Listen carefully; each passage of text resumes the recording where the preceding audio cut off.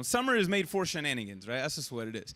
And when I was, every time when I was in school, my biggest thing, well, summer we always look forward to, but then we always spent our summers at grandma's house. So I don't know how you guys spend your summers. I know for me and my brother, we had two grandmas that literally lived a couple blocks away. So we just bounced from house to house. It's amazing. It's amazing and they're Hispanic moms, and man, they cook so much. And so all of the walking helped to burn all the calories that we were eating because that was a lot of food. But listen, we always would spend time at grandma's house and trying to do some fun, trying to spend the time and trying to make most of the moment that we had. And this was back in the 80s and 90s. And so, technology was good, but our video games were at home. And so we had to kind of come up with games to play. And one summer shenanigans that me and my brother would always do is we would play hide and go seek, right? It's a classic game. Who's ever played hide and go seek, right? Who's good at hide and go seek? Anybody admit? I was like, yo, I'm good at hide and go seek. But listen, when it came to my grandma's house, I was good at playing hide and go seek. My grandma never found me. But here's the thing. We always played hide and go seek, and we never told my grandma we were playing. She only found out we were playing when she couldn't hear us, right? And if you're a parent, if you've ever had to babysit anybody, you know that the last thing you want to hear when you are watching kids is not the sneeze. Good timing, though. Wow, okay, right? When you're watching kids, the last thing you want to hear is, right? Moms, dads, anybody, that just puts the hairs on the back of your neck, up. Your spidey senses are tingling. Because when you are watching kids and you don't hear kids, you know something's going down, right? And you better hurry up because something's going to explode. The house is going to burn down. You're going to have to call 911. Emergency. Find these kids. Well, we never told my grandma that we were playing hide and go seek until she couldn't find us, until she couldn't hear us, and then she would go panicking. I was like, oh, here we go. And so, look, I was good. She never found me. But I regret to say to you today, my hiding place. It's a little embarrassing. You're going to judge me, and I'm okay with that because I can't blame you. My hide and go spot, every time, was a dirty clothes hamper. I know I feel the judgment. I feel it, right? I feel it, I know. It was a dirty clothes hamper. I always hid there. She never found me, and it was all good. But anyways, the reason why, guys, I bring that game up is because, as kids, we play games, and the more we grow up as adults, there's games that we still tend to play. And I think hide and go seek is a game that a lot of adults play. In fact, it's the way we play middle schools, high schools, you do the same thing, right? There's areas of you, things that you want to hide, right? Because you don't want people to see the real you because you're afraid of what people will think if they know the real you. So you try to hide that you behind a persona, beside something else, right? It's a little different. And you know what? We play this game as kids. We played this game with God too, if you think about it. A lot of us, I know I've done it, and if you think about it, you have done it, and maybe probably you're doing it now, where you think that you can hide from God, that you think you can hide certain things and certain insecurities and certain whatevers, and you think you can hide from God, and you think you're good because maybe you haven't been whatever, right? God hasn't addressed that. But listen, like, you're hiding. If we hide behind our sin, you're hiding in a dirty clothes hamper. And God's not like grandma. God can see. He knows, and he'll let you sit, and it was like, all right, tell me when you're ready to come out of the dirty clothes hamper, and then we can talk. Because here's the thing, guys. We think we can do this, but we can't with God. Though you cannot hide behind your pride. You can't. When it comes to God, you cannot hide behind your pride. Pride, listen, God sees right through it. And also, it's the one thing that keeps you, probably one of the most important things that keeps you from him. And so today, as we look and we talk about pride, we're going to look at this because, again, it's one of the things that can keep us from God. And that's not what he wants. That's not why Jesus came. That's not, why we ought to accept Jesus. There's more to it than that. And so obviously, if you want to combat pride, then what is the opposite of pride? Right? Humility. Right? The opposite of pride is humility. And to me, one of the best ways to be humble and to learn from humility is to learn from history. History is very humbling if you think about it. right? Because for you to learn from history is already saying, hey, I am capable of making a mistake. I am capable of falling. I want to learn from what others have done so that I don't repeat it myself. Now, I have one other question because we talked about if you've ever played hide and go seek. Who here has a older sibling, right? An older sibling. You have older siblings, elder brother, sister, right? Listen, have you ever, it's always been said and studies have been shown that those are younger, those who have older siblings, or maybe you have close relatives like a cousin that's always around depending on how your family is, right? And for those of you who have older siblings, the younger ones tend to mature a little faster. Why? Because they're learning from big brother, they're learning from big sister. They're seeing the mistakes that older brother, older sister are making, and then we're like, ooh, when she said that, mom didn't like it. Mom responded. I was like, I'm not going to say that. I'm going to come up, game plan this. I did a little differently, right? I was like, ooh, when he did that, they got grounded for life. So I need to re-strategize what I need to do. And so for those of us, that's being humble. That's being humble, realizing, I got to look out. I got to be careful. And when you learn from other people's experience, right, there it is. That's a little bit of combating pride, because pride says, I got this, right? Pride says, no, I can do it. I can do the same thing and maybe get different results, right? I know what I'm doing. I'm good. That's pride. Humility is the opposite. Humility is a heart condition that says, look, I need to learn. I need to grow. I need to just in case. And so what we're going to look at today, we've been looking at the series called Binge Reading the Bible. All right, binge reading the Bible is what we are, for a lot of us, and there's a lot of people here, they'll admit, there's things I believe about the Bible, but there's things that I don't understand about the Bible. And a lot of times we don't understand certain things about the Bible because a lot of Christians admit they haven't read the whole Bible. And so there's something might be confusing if you've read this, but you haven't read this other thing, that this other part shines a light into that one thing that you're not sure of.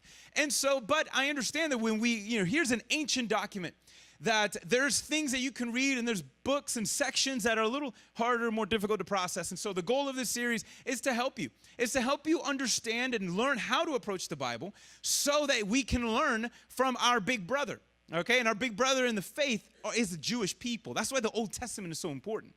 Sometimes everybody sleeps on the Old Testament and kind of skips over that, kind of jump to Jesus, which is good. But listen, the Old Testament is really a story of God working in a people. And these people, for us as believers now, these Jewish people are our old brother and sister. Everything in the Old Testament is an example for us to learn and us to grow and process. So what we've been doing, and this week is week 2, of the specific attempt what I'm doing, because not only is the Bible, guys, organized in 2 categories, old and new, but some of you might not know that the books of the Bible are organized in categories, right? And so there's one category that we talked about. The first 5 books of the Bible is called the books of the law, and so that's an important one. We did that a couple weeks ago. Today we're going to talk about the second section, all right? I want you to say this word for me. Say history. The second section is about the history of Israel. And it picks up from the 5th book, Deuteronomy's, right after it goes the book of Joshua, and it goes all the way to Esther. It's a lot of books, and all of that from Joshua to Esther covers 1,000 years of Jewish history. 1,000 years of Jewish history. And that history is meant to be an example for us, to learn about the good and to learn about their mistakes so that we can avoid and figure out not to repeat the same mistakes. And see, the whole theme of any book, if you read any book in between Joshua and Esther, I want you to know that, again, this is a historical narrative. Any book tells one story of one overarching story.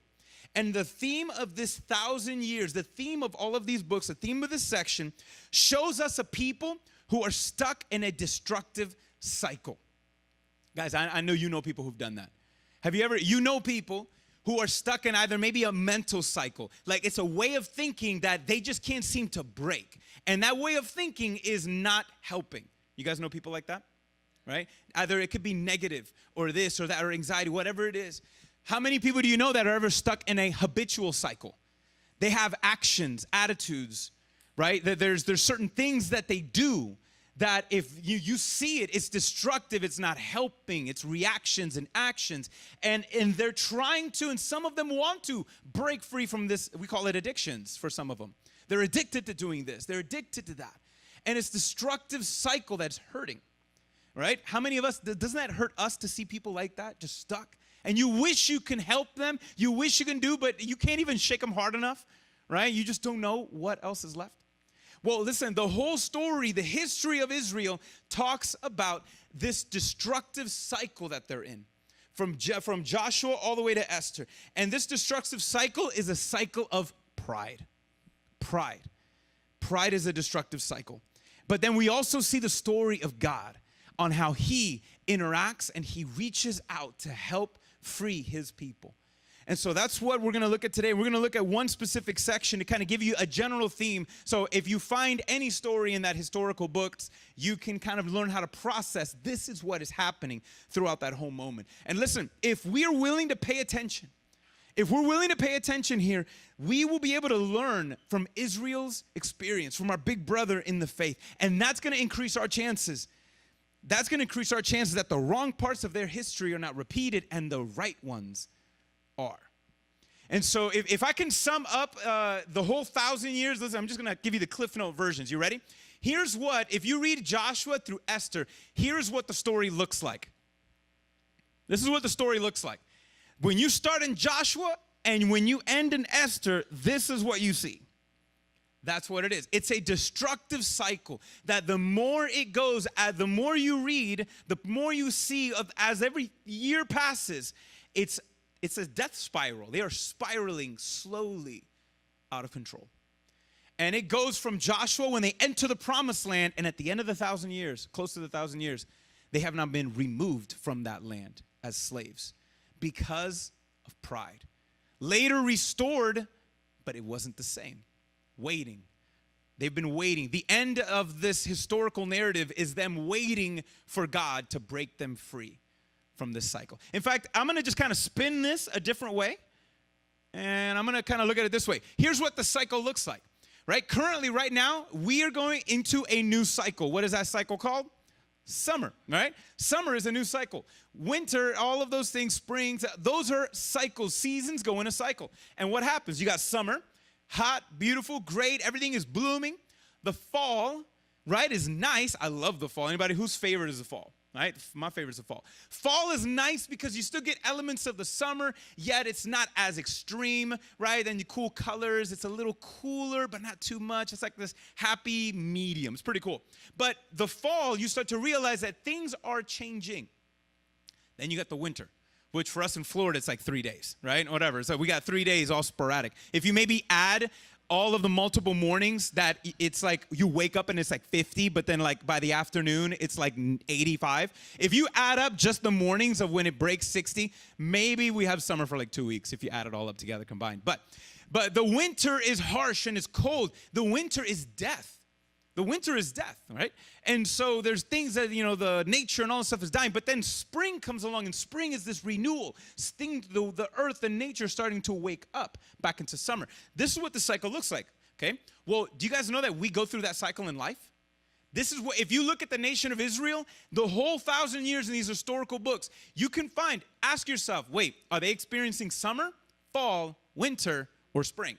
Because throughout the 1,000 years, you see that. Here's what happens. They've got, God has given them victory. Something amazing is happening. Things are going great. Things couldn't be better. Like we were singing, nothing better, right? And things couldn't be better than it is right now. It's awesome. It's amazing. And then in the summer, they begin to compromise their faith. They begin to compromise their relation with God. They get lazy. They get complacent. And then you start to notice they find themselves in the fall, where it's still good. It's comfortable. But they've begun to compromise and slide. And then, boom, they find themselves, right? Winter is coming, right? They find themselves in winter, right? And here in winter, the difficulty, now they realize, okay, we ran from God. We did this, we did that. Now they feel the coldness of the separation from God. This winter and is expressed in many different ways, either famine or oppression, struggle. And in the winter, they turn to God and say, Lord, forgive us, we're sorry, help us, save us. And then you would see in the historical narrative, God would send a deliverer. He would send a temporary savior, something to help fix the problem. You would see them coming out of the winter, out of their place of struggle, and they would begin to return to God, and then boom, back to summer, victory. But then they would do it again, and then again, And then again, oh, God's awesome. I was like, all right, God, I got this from here. We're good. I got the, thank you, God. I'll handle it from here. Fall, winter, spring. Oh, Jesus, help us. God, help us. Okay, back to summer. All right, thanks. We're good from here. Fall, winter, help, spring. Okay, God, we're good from here. It's a repeat. It's like Groundhog Day. Over and over and over. And that was for your 80s people. All right, there you go. So over and over and over again. Over and over and over. It's a repeated cycle. Repeated cycle, they were stuck. And the reason why, again, notice what I said, it was pride. When things were good, they were like, all right, God, we're good. Thank you, we got it from here. How many of us do that? That the only time we ever talk to God is when we're in the winter season. Bad things. How many times we think of God in the good, when things are good? No, we're like, all right, God, we got you. You know, it's a habit that we have to learn. And so here we see this habitual cycle, this round and round, this round and round and round, is what caused them to lose control. And they could not break free from that. In fact, I want you to look at this one verse. This is actually one of the most popular Old Testament verses. It's found in the historical books for a lot of Christians today. It's 2 Chronicles 7:14. I'm going to say this, and a lot of you probably have heard it. Some of you probably even memorized it. Let's look at 2 Chronicles 7:14, and it says this. If my people who are called by my name will, what do? Humble themselves and pray and seek my face and turn from their wicked ways, then I will hear from heaven and I will forgive their sins and I will heal their land. I want you to look at that verse for a second. Now, I want you to know where this verse is coming from. This is God talking. And this is God responding to King Solomon.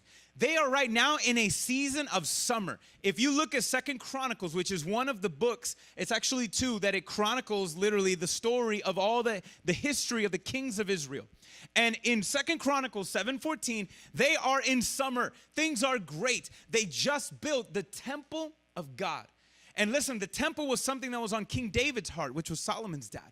And this temple, let me tell you, archaeologists and historians will say that it is one of the ancient wonders of the world.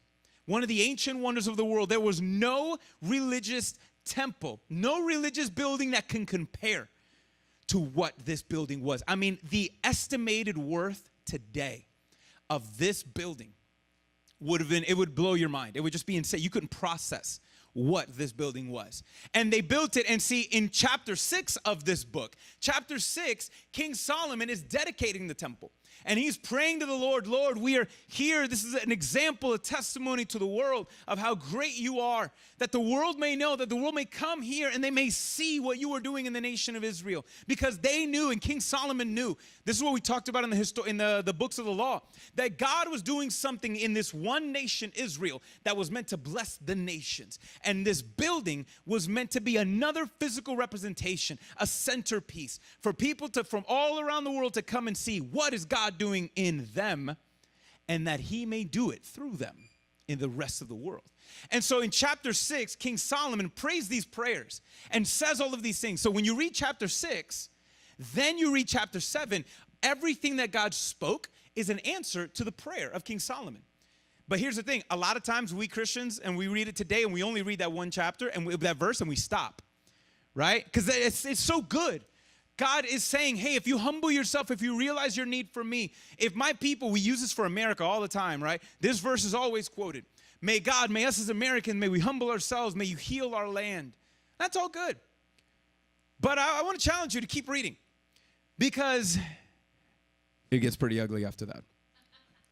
It gets a little serious. I don't have it up there, but listen, when God keeps on talking, it says, if my people who are called, but if you ever know there, if you ever see an if, you know there's a but after that, right? You know, like, look, if you do, good, but if you don't, there's a big but at the end of this. And I'm not going to show it to you, but listen, you know what happens? You can read it in the continuum. I'm just going to give you a quick summary, because God then goes off. God goes off on them. And he pretty much says, listen, if you guys keep humble, you stay with me, things are going to be great. I'm going to bless you. But if at any moment you think you can handle it, if at any moment you think you got a control over this, if at any moment you think you don't need me, then I will let you. I will just let you be. But understand that it's not going to work. It's almost like anything else, guys. It's like, hey, you can have your phone plugged in, right? You can have your phone plugged in, and it's life. It's working. The second you unplug your phone, it begins to die, right? The second you have your phone unplugged, it begins to die, because it's not connected to the source. And so here he's saying in Chronicles in this morning, he's saying, listen, as long as you stay connected to me, the source, you're going to be good. But the second you disconnect from me, something's going to happen. Again, there's the fall, winter. And God says, and there will be a time, I will even let you, this beautiful building that you're dedicating to me. Look, I appreciate it. Thank you. You know what? He didn't even ask for it to a certain extent. But he said, this beautiful building, guess what? I will let it go to garbage. If you think you can handle things on your own, all right, I'll let you. Go ahead. But you know what? I will even let this place and this beautiful building just be ruined. And then he says, why? He's like, listen, people will walk by and they will see the rubbish and the heap of what this used to be. And they will say, why did God allow this to happen? And God is responding back, answering the rhetorical question. He says, oh, they will say it's because these people abandoned their God. The God that got them out of Egypt. Yeah, these guys I can't believe it. They abandoned and they thought they didn't need him anymore. It was a fault of their pride. Now, if you go to Israel today, are you going to see this building? No. The reason why you won't see this building is because the nation of Israel was not able to maintain that promise in 2 Chronicles 7:14. It's no longer there because of pride. In fact, when they were able to rebuild the building once again after it was destroyed, everyone who remembered what it used to be, the historical narrative says everyone cried. Not because they were happy. They were sad because it wasn't anything compared to what it used to be. It was a different time. And so in this moment, guys, in this moment is a promise that God is saying, if you hang with me, things are going to be great. But if you don't, be careful. Now, I want you guys to know that that promise is beautiful. It's great. But you guys know that us as Christians, we have a better promise than 2 Chronicles 7:14. Because this is a promise of if you, then I, which we talked about in the law. If you, here, blessings were tied to obedience. This is different now in Jesus. Because Jesus promises to never leave us or forsake us, no matter what. Even if we struggle with our faithfulness, those who have committed and are sons and daughters of God remain sons and daughters of God. And so it's a little different, but the principle stays the same. The importance of humbling and of humility and experiencing true healing. And I want to connect this verse because I believe that this verse in Chronicles in the Old Testament historical narrative, we see it reflected in something in the New. And we see it in this guy named James. And in the book of James, we're going to look at chapter 4. James is interesting that James is talking about pride here because you got to know a little bit about James to kind of understand. It speaks a little bit more, have a little more weight to when he speaks of humility and pride. And here's what James is talking about. See, in this whole letter, James, he's a pastor of the Jerusalem church. Jesus is resurrected, and the things have been popping. Things are going great. And James is writing to Christians, encouraging them to remain humble. Encouraging them, saying, listen, do you know why God is not answering your prayers? It's not because God is hard of hearing. It's just because you have a hard heart. And he's talking about them and saying, look, your frustrations, the fighting, all the negativity that you're experiencing is due to your pride. And I think it's hilarious because James is Jesus's little brother. Again, we said a minute ago, could you imagine, right? A lot of us have learned from having an older brother, older sister, what to do, what not to do. Could you imagine having Jesus as your older brother and learning from him? I mean, first off, would you like that? Would you like having Jesus, your older brother, to learn from?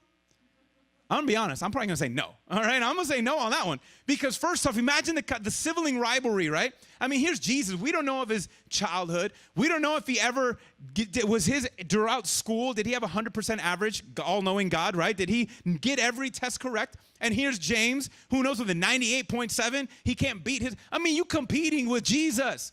You know, here's Jesus walking on water, and James can barely swim. Who knows, right? And so it's like, my gosh. You know, look at the competition. I mean, it's no fair. It's no fair. Here you got Jesus, right? He's multiplying the bread and the fish, and here's James on the other side. Just, I can't do that. All right? I got to catch my fish. I just can't pop them up and do that. I can't do that. Imagine the stress, the competition James, right, had. I don't know how athletic Jesus was. But you know what I'm saying? I was like, here's James, right? He can't D up Jesus. Could you imagine? Right? Oh my gosh, you get crossed up by Jesus. Or I was like, you can't. He's God. I don't know how that was. We don't have the details. This is just my imagination. But again, imagine the competition. And here's James. And we know this about James and all of Jesus' other brothers and sisters, which he had.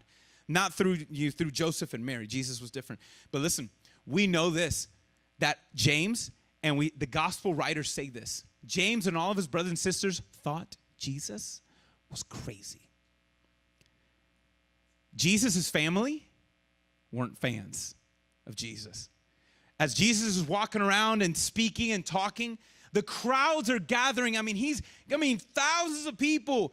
Who's not on board is his brothers, his sisters. They thought he was nuts. They were constantly saying, Jesus. You would imagine, you'll be happy for your brother. And be like, bro, I don't know what he's doing. This is this guy right here. I don't know. They were nervous. They didn't believe him. And we know that they didn't come to faith in Jesus until after the resurrection. Could you imagine James and your older brother, who because of pride, they were not able to see him for who he was at the moment. That's my brother, whatever. I know who he is. I know my brother, he thought.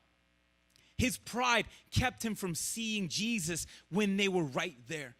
He didn't see that his brother that he was bunking with was his creator, his heavenly father. He never noticed. Right there. His whole life, he grew up with Jesus and never took advantage. He never knew who he was because if he thought he knew him. He thought he knew who he was.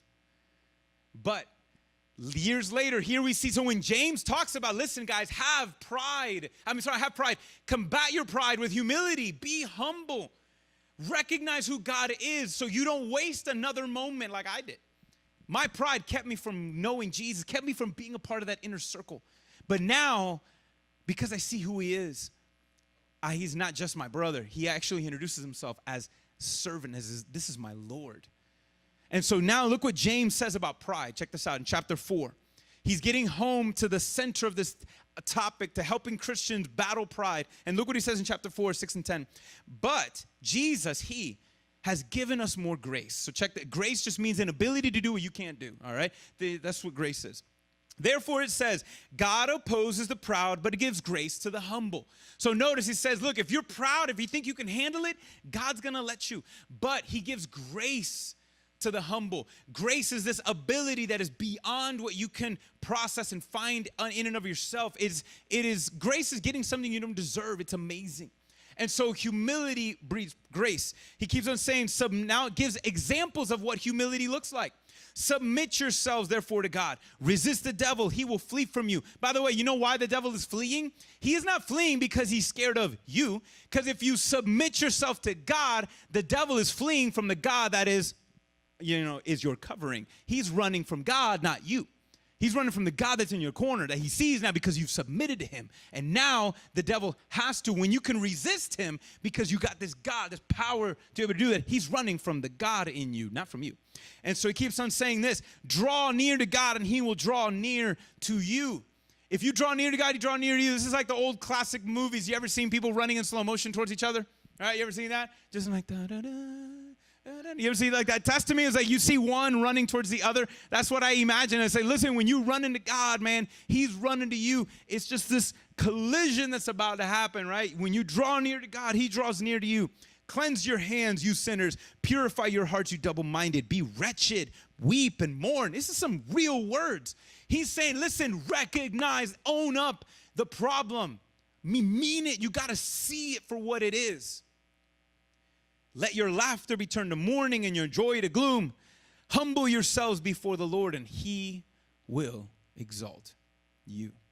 He's using heavy words, saying, listen, recognize your need for God. Recognize your need for Jesus. And when you humble yourself, he will exalt you. The devil will flee from you.